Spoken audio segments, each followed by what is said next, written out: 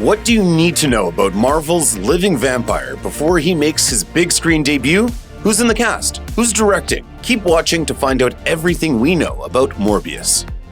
Morbius was originally set to release in the summer of 2020, right in the middle of blockbuster season alongside other major comic book releases like Black Widow and Eternals. That was a bold choice, but like the rest of the 2020 summer movie season, the pandemic got in the way, and Sony moved its living vampire back to the spring of 2021. Eventually, spring became winter, and the film was bumped up to its current release date of January 28, 2022.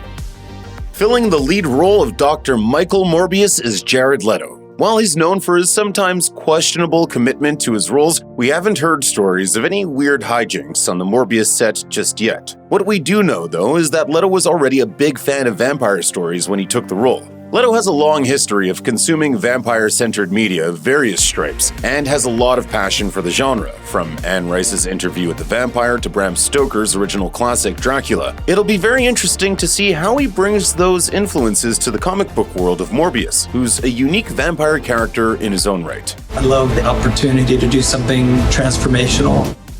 Adria Arona has been cast as Martine Bancroft, Morbius' fiancée.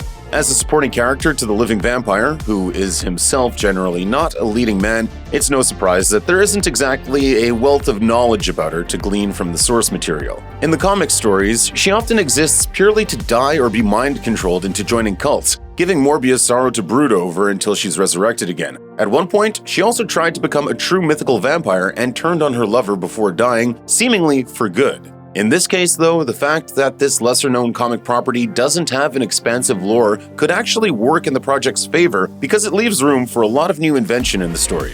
Arjona herself may not be a household name, but she's already got an impressive list of credits going into Morbius. You may have already seen her in shows like True Detective and Good Omens and films like Pacific Rim Uprising.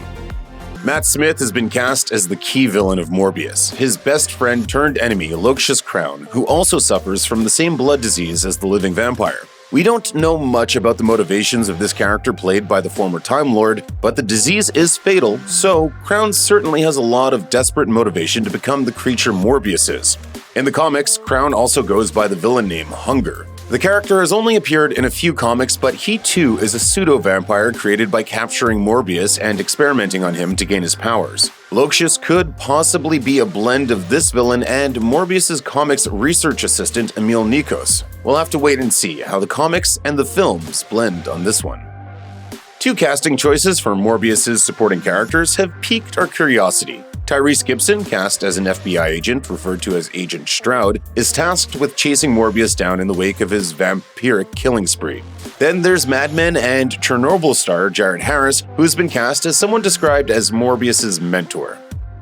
The first trailer for Morbius arrived in January 2020 with the dark, brooding mood you might expect, plus a few interesting surprises. Overall, the trailer summarizes Morbius' motivation for the film. He's terminally ill and desperate to find a cure, permitting Jared Leto to get very broody with the performance. Hubris is an underlying theme too, with several shots of Morbius receiving awards yet feeling unsatisfied with the slow progression of his research. That's what drives him to undertake the absurd steps he does to cure himself with bats, no matter what his mentor or colleagues say.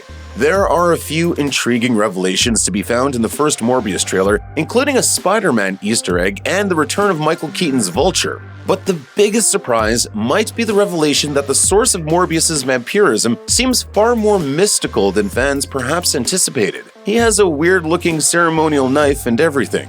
Beyond that, we also get glimpses of Martine Bancroft, who's been upgraded to Morbius' research assistant for the film. Sony Pictures describes Morbius as a horror action story about a scientist trying to cure his own rare blood disease. In the process, he accidentally turns himself into a vampire.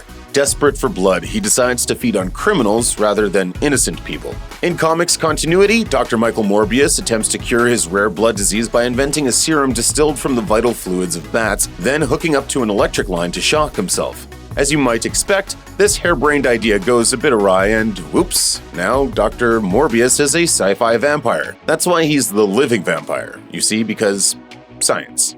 From there, Morbius' transformation will make a hero to some and a villain to others, but it's not clear how he himself will get through it all. Yet. At the helm of Morbius is Daniel Espinosa, who was attached at virtually the same time Leto joined the project. His most recognizable director credit in the United States is for the 2017 alien horror thriller Life, but that's not his only work. In his native Sweden, he directed the 2010 film Easy Money, and his other American credits include Safe House and Child 44. On the writing side of things, Matt Sazama and Burke Sharpless handled the script for Morbius after years of working together on other genre projects. Their previous credits include Gods of Egypt, the 2017 Power Rangers reboot, and Dracula Untold.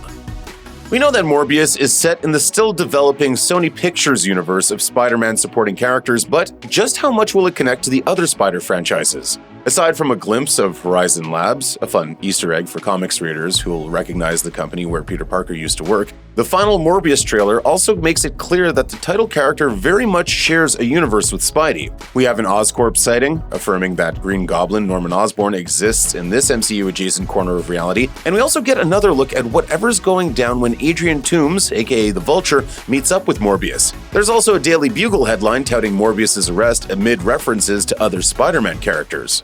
There's a web of opportunity. This almost certainly only scratches the surface of what we can expect in terms of connections between the various Spider-Man franchises, and we can't wait to see what's in store. Check out one of our newest videos right here, plus even more Looper videos about superhero movies are coming soon. Subscribe to our YouTube channel and hit the bell so you don't miss a single one.